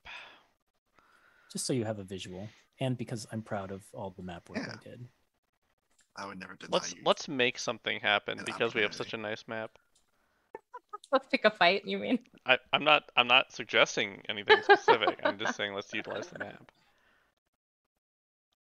Oh, there's the big fireplace, and there's where we are. So you guys are in this room, this dining room here. But you are basically left there to your own devices. Ember's is probably just going to sit there quietly and start bathing herself and getting out the soot and singe out of her fur. I'll take out my brush and start brushing Ember's, helping her a little bit. If she lets me. Yeah, I'd let you. Somebody's probably going to fly around the room trying to get rid of some nervous energy, seeing if there's anything interesting. I mean, there are the sort of things that you can see on the table there. Like the dwarves who were in here seem to have been either eating or there looks like there was a pair that was playing like a chess match. But other than that, there's nothing particularly interesting. Maybe the piano would catch Tuppence's interest, being a bard. Okay. I'll go over and maybe plunk a few notes. I think my icon disappeared again for some reason. Oh. That's weird. Might have been something I did by accident. I don't know. Not that it's super important right now. Right. Do you guys talk about anything? I hope it was all right that I just kind of told them the truth. I don't think we have anything to hide, but they weren't as receptive as I was hoping they'd be. Well, we don't want them to think it's something, those things inside trying to get out. Do we? Oh, by the way, they were talking. I'm kind of afraid that this wall of fire trick was a once per day kind of deal. Yeah, that's kind of what I was thinking too. So we might be having to go back in there and clear it out. Well, depending on how long it lasts, maybe we could go back there sooner and try and lure those things, whatever they are, out into the wall. We have to cross the wall. They didn't even want to come out. They didn't even want to come out of the church, though, did they? They didn't chase you out. I don't know if they saw her. I don't know. I didn't really look to see what they were doing. They were all walking toward me. It was kind of frightening. But we didn't see confirming with DM, we didn't see any of them actually leave the building, right? Nope. Yeah. But you didn't really hear any screams either this time. So. Yeah. Okay. They did. There was an icy cold aspect to them, so I do wonder if these were the monsters that we were told about originally. Right. Pretty sure Well, they are. we have until They're tonight, not more. right? So, because we already used up the wall of fire today, so at nighttime we probably have to go back by then because they're gonna roam outside. Right. We'll have to figure out something. I don't know what we can offer them besides our services, but we might be stuck having to go into that church.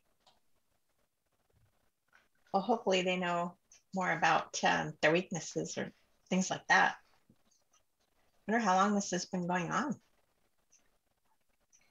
Well, Hakan would know that. Yeah. Yeah, it's been what, maybe like a couple weeks, right? Since the I don't remember what I put down. Well, the abnormal coldness, that started, let's see, The 90th about a of month dice. ago. Oh. About a month. Shh. It is the first of sun today, actually. First day of summer, technically, in this world. Summer? Sure feels like it. Really? Sure does. Wait, Yeah, I thought well, it was that's like what barely spring. Okay. No. It was barely spring like a month ago. Says my notes say past few weeks. Yeah, about a month ago, this abnormal cold started. The fires kind of sprang into existence within the past week and a half-ish, I think. 2 weeks, maybe. Yeah. Okay. As the group of you are having this conversation, the door creaks open. Probably this one here on the left side of the room, the one you originally came in. It creaks open and another dwarf shuffles in, carrying like a very meager plate of like bread and cheese, and that's about it. And there's not very much on it either. But as he opens the door, you can see that there are a pair of Alberic's followers stationed outside the door there, with their backs to the room. But he shuffles in, and this dwarf, let me get a description of him.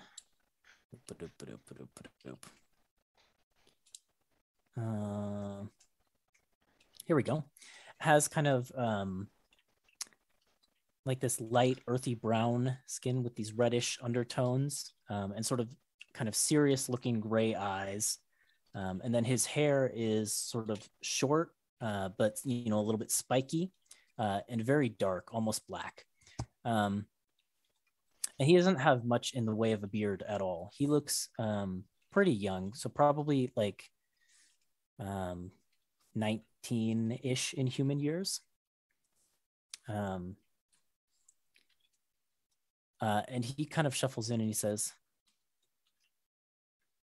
"Well, I heard there were a group of strangers in town, and well, I had to come see for myself. Barely got Brotor to let me bring this into you," and he kind of sets this on the table. Oh, we appreciate it, I'm sure. Thank you. What's your name? My name's Murdoch Coldlake. I heard that the group of you came from Glimmercairn. We came from that direction, but that's Well, not we didn't originally. even come from that direction, really. We came from the tavern up on the hill. And he looks disappointed at that. Why? Well, can I trust the group of you to keep a secret? Of course. Sure. I know. Yeah, you have no idea why this guy is trusting you. Pointedly don't look at Rook. Pointedly don't look at Rook when he says that. Sure. Just laughing to himself. Yeah, I'm great with secrets. My girlfriend works in the general store over there. We haven't been able to see each other since all of this started, and well, I worried about how Glimmercairn might have fared with the initial attacks, and I wondered if the group of you might know whether she is alive and well. Well, we didn't see much of anyone. Everyone seemed to be holed up in their houses for the most part, but we managed to help them out with the problem they were having. And he sits down at that and kind of takes a little bit of the bread and starts chewing on it. Problem? What was this problem? Well, they to protect themselves from the monsters, they kind of pulled in some help from somewhere else, and the help turned out to be a little bit nasty. But we got rid of them, so they should be pretty safe over there, provided those monsters don't start coming back. But the mayor also go ahead. They weren't the cause of this problem that we're having. They weren't the source of these strange monsters from the church then. Everyone here seems to think they were. And they seem to think you guys are all the source of it. So I reckon that whoever's to blame for this, it really isn't important as long as we get it stopped. Who was that at church to? Oh, who was that at church to? Sorry, I had trouble catching your question at first. He thinks and then kind of shakes his head. To tell you the truth, I don't think anybody knows at this point. We all just kind of bury our dead there.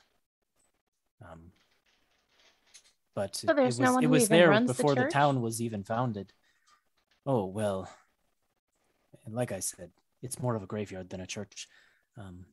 But it's Albrecht who's taken care of the undertaking duties for both Glimmercairn and Rimestrand up till recently, until he acquired his new position. And he kind of rolls his eyes a little bit at the word acquired. I'm actually a little bit curious about that. We were told that the mayor was a woman named Gilead. We were kind of expecting to meet with her. That's Albrecht's mother. I see. As unlike him as ever there could be. And his Embers, you see that same sort of like, I don't know, sadness, anxiety, worry that you saw in pretty much everyone's faces when you came into the town cross this guy's eyes at that point. May I ask what happened to her? Well, the monsters came from across the valley. It started happening about a month ago, and initially our hammer priest and the wardens worked together to keep them at bay, but we were losing people one by one, night by night. We weren't strong enough to fend them off, and we sheltered in this stronghold, but there was no solution to the problem in sight as far as we could tell. Until Albrecht, well, he and his flunkies managed to create this barrier to protect the town. I don't know how they did it. He's not a wizard. He's never shown any magical potential as far as I know, but well, he's always been curious about it. He's always been sort of a weird kid. Has he always had that friend of his, that canine friend? Or is that a new addition too? Oh, you mean Zal? Yeah. He shakes his head and says, No. I think Zal probably showed up about a year ago. Don't know where he got the thing, to be honest, or how he earned its trust, but I don't know. There's something strange about that wolf. Yes, I noticed it too. I'm very interested to learn more. It's with him much of the time.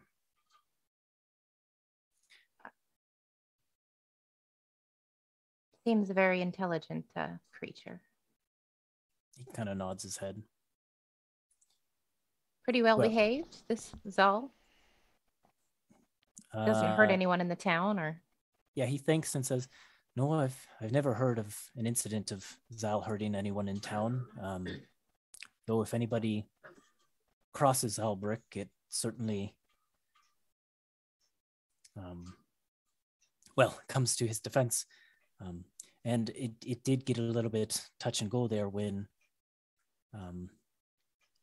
the elders of the town, as I mentioned, we had a warden captain and the previous mayor. I suppose I didn't finish my tale. They're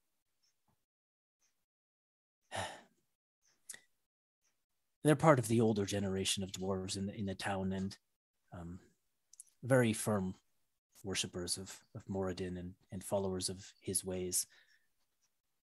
And when Albric began to show this power, some of them questioned the origins, questioned the sources. I don't know the details, but there was a bit of an altercation, and I think that's the closest Zal probably ever came to hurting anyone, as far as I've heard. But no, I think all of them eventually were just put in cells, but unharmed, as far as I know. I haven't been allowed into the jail to see them. I don't really have a reason to, but that's what I understand. Where's the jail? Where are they being held?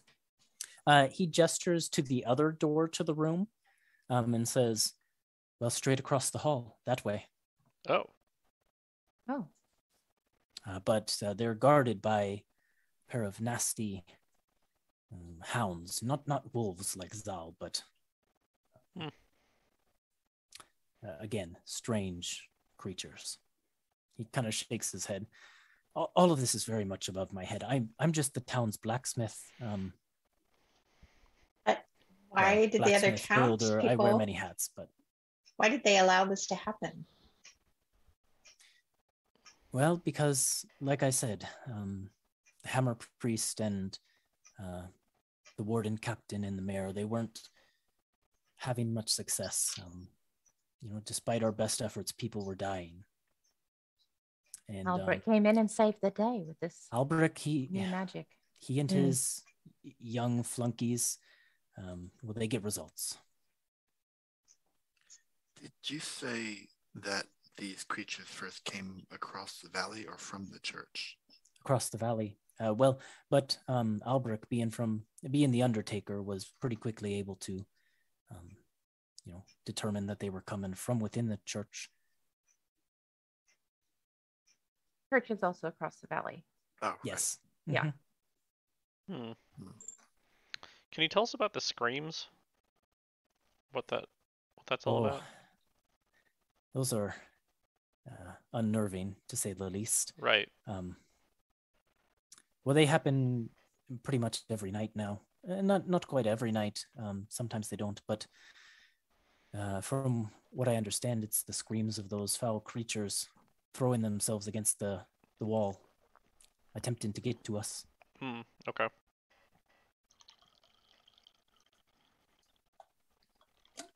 Yeah, Albric goes every morning to reset the wall and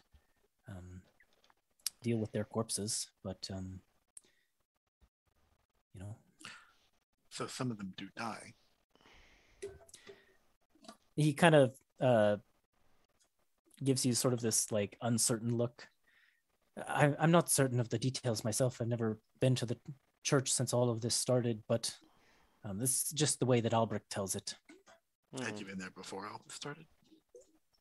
A number of times. I was there for Albric's father's funeral many, many years ago. We bury pretty much all of our dead there, so any grave you want to visit for a deceased member of the clan, family member, it's there.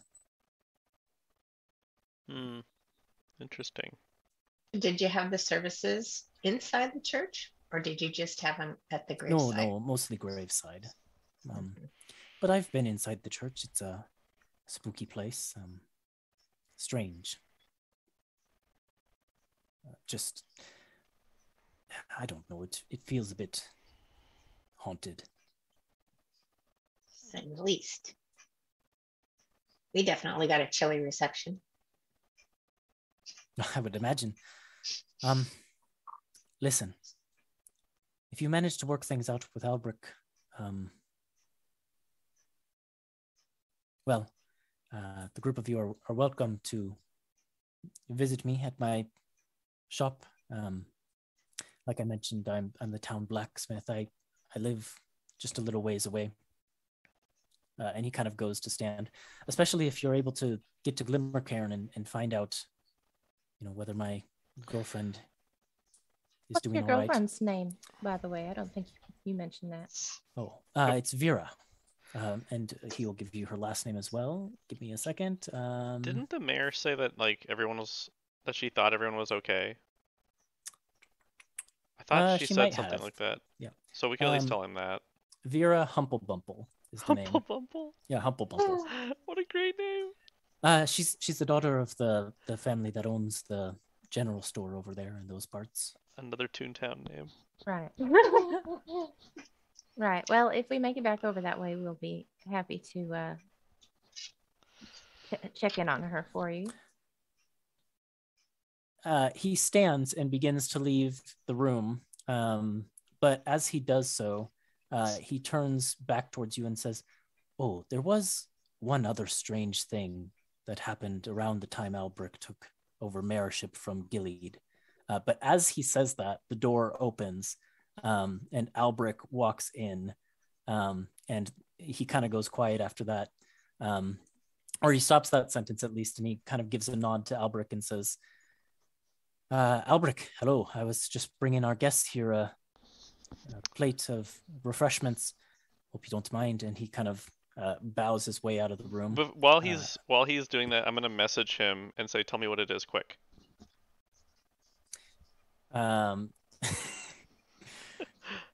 The response you get back is, what would he do? Hello? What is this? Just say What it. is happening? Just spit it out. How does this work? Don't worry about it. Just spit it out. And then, yeah, that's the response you get. He's just like confused. Dang it. Okay, fine. Well, that was strange. And he just kind of walks away.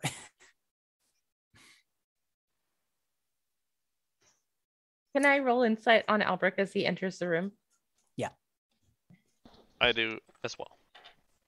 Oh, shit. That's not very good. Oh, natural 20. Okay. I think mine is math. 18? No, 13. Yeah, 24. Elwyn, you can see that he's got a scowl on his face, but that's nothing too out of the ordinary. Seems normal, yeah. Rook, I will give you a little bit more, but I just want to actually add him to the map and kind of. How do you spell his name, by the way? He's on the map. A-L. Oh yeah, you can see it on the map, which I will bring up his token for you. Oh, I see that. Thank you. He looks tired. He does look tired. And he has his. Oh, I guess this creature should be big. He has his wolf with him. And then his red-bearded friend, who I will also reveal here. And I will show you him as well. I think you heard him referred to as Brotor at some point. Shift Z. No, that didn't work. Why isn't it working? There we go. Oh. And about 4 other dwarves who seem to be kind of lackeys also file in. Boop. Boop. Boop. That's the sound of dwarves filing. Yep. Albrecht kind of puts his hands on the table as he stands there leaning over it a little bit with Zal kind of sitting next to him, but Zal is making a point of like revealing his teeth, it seems. Oh, fun. And Albrecht says, All right. Well, since the group of you went and ruined this town's only defense against the frostbiters, you're going to have to make up for it. Oh, isn't that what I've been saying all along, Joker? He kind of shoots you a glare. They will come when night falls. And the group of you are going to be at the church as our first line of defense. I don't see how any of this is new information, but I'm glad y'all have had a good conversation about it. Now, if we're going to do this for you, which we have already offered our services, we are going to need some more information about it. Unless you want everyone to die. He shakes his head and says, "No, I assure you, I don't want everyone to die. If So the why group of don't you you tell us survive, what it that is would be..." that you know? He just continues to glare at you, but he says, "What do you want to know? What do you already know? Maybe I can fill in some gaps." Well, we know they're coming from the church. We know that they've killed a lot of people, and we know that you have miraculously stumbled upon some kind of magic to save or protect the town. We don't know what they are. We don't know where they came from. We don't know what they're capable of. We haven't fought them or seen them, really. Or how many there are. He nods his head and says, "Well, as for how many there are, they seem to come in infinite numbers. I clean up their bodies every morning from them dashing themselves against the firewall. But each night, when night falls, there are more pouring forth from the inside of the church." We didn't see any like graves, like freshly dug graves or anything around there, did we? Nope. Can I get insight on him? And like the other thing about them, though I guess you didn't get a good look at them. But yeah, you can make an insight check. Sure. And also, were any of like the graves, like on the gravestone, like the little plaques, did it say like any recent dates? The most recent ones were further away from the church. But there was nothing within like, or actually, I guess there would be some from within like the past month. Okay. But nothing from within like the most recent week or so. Okay. Ooh, that's not good. Let's see. All right, +5. 13 for insight. For insight. And what are you trying to figure out with this insight? If he is actually like burying these bodies every morning, like he says, and if they're actually dying or if they're in infinite numbers.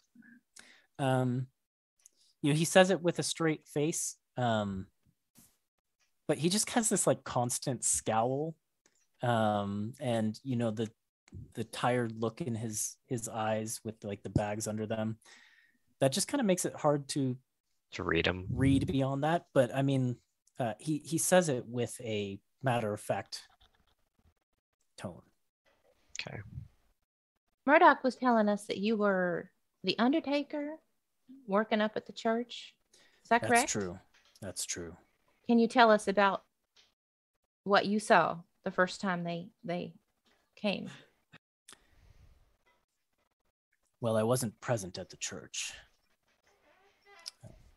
when night falls. I'm usually done with my duties before then.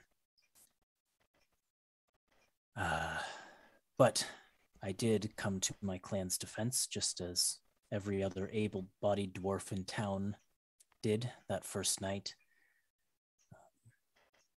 They swarmed our streets. Did you notice anything inside the church before it happened? Anything strange? He shakes his head, but anyone who wants to can roll an insight check on that. That Oh, feels like yeah. a significant Do you want us- moment. Oh, absolutely. Do you want me to re-roll insight or just keep, or like? This feels like a specific instance, so yeah, Sure. re-roll it. I got a 16. I am rolling like shit on my best stat. I got 22. 16. 20. Fucking 12. Nice. I'm supposed to be the one that's good at insight, y'all. Yeah, our empath is. I have double proficiency in insight. Can't roll above a 5. I'm just trying to find Alberic's stats here. I have them somewhere, so that I can actually add a number to my roll. Or subtract. Yeah, add or subtract. We'll see. I don't know how much there is. Okay.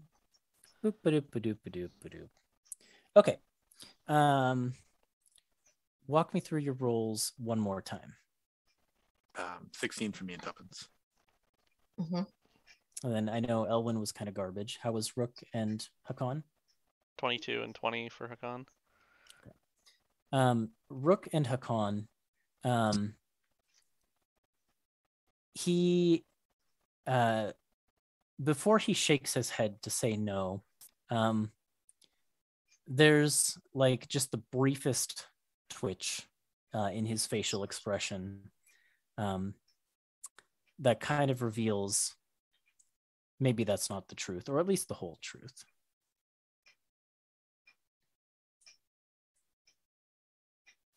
But the rest of you, Which don't part? catch that little twitch. Just like that, he came to the defenses, or no, the specific question that Tuppence asked, which was, did you notice anything You saw strange anything inside the church before it happened?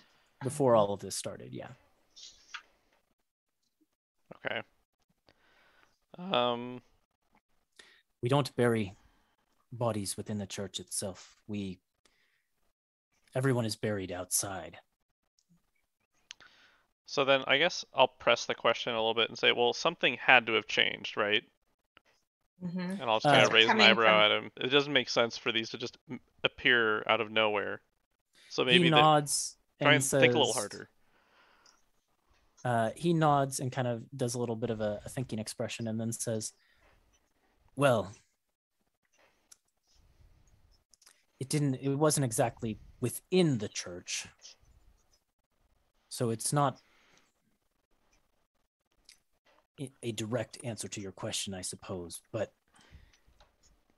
there is a reason I believe that Glimmercairn is behind this, and that is because in the days leading up to this strange cold snap, our sentries did spot 2 small gnome-sized creatures entering the church.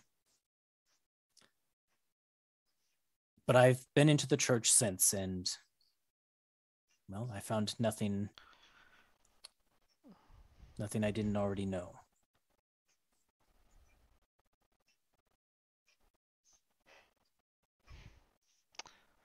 That I doesn't. would like to insight check that answer. Yeah, okay. I mean,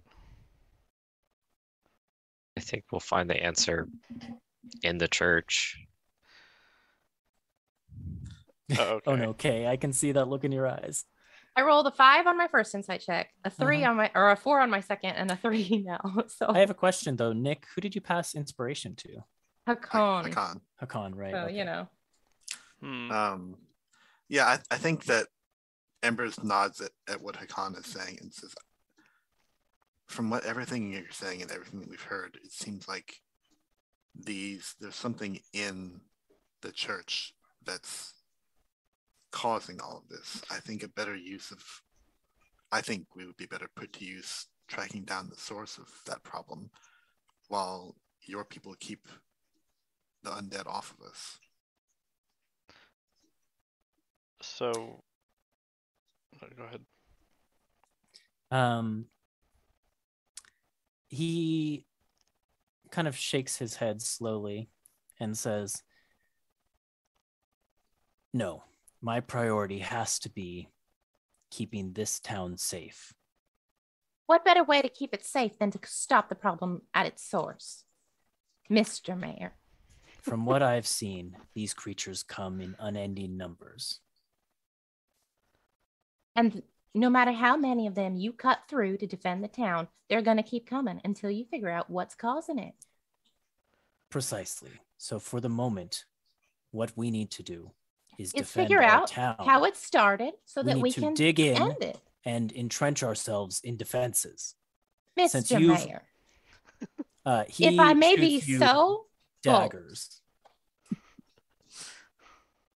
So that we may properly defend this town like we have promised to do, I demand that you allow us to speak to your mother. That's amazing. That's incredible. I'm in trouble. I think I stand up. Okay. I think I stand up too as I say this, and I fold my arms. He looks to his fellow dwarves and kind of gives a confident look to Zal and says, I think that can be arranged. And we'll roll initiative next time. Oh, great. Yeah, you've pissed him off. And guess Oh where his my mother God. is? She's in jail. So I know. Uh-oh. Great. Okay, great. Yeah. We might as well do Going this from sooner. bad to than later. worse. Albrick is a dick. I'm sorry, guys. Yeah, he's a huge dick, and I don't have any. Yeah. Elwin's like, I'm not going to put up with this. This is bullshit. Fair enough. And Murdoch clearly like knows that. something else. So you could, if you get out of this, you can talk to Murdoch. If you get out of this. If. Wow. We're putting your find out. map to use. This Yep. better be in Yeah, our favor. I mean, you said you wanted to use the map, right? Yeah, we're using it. Hey, look, I did it. Good job. So we'll pick up there next week, Monday, 7 p.m. Pacific time. Thank you guys for playing. As always, I think that was a fun session. Yeah. And yeah, we'll see where this goes next time. So later. Bye. Night. Good night. See you next year.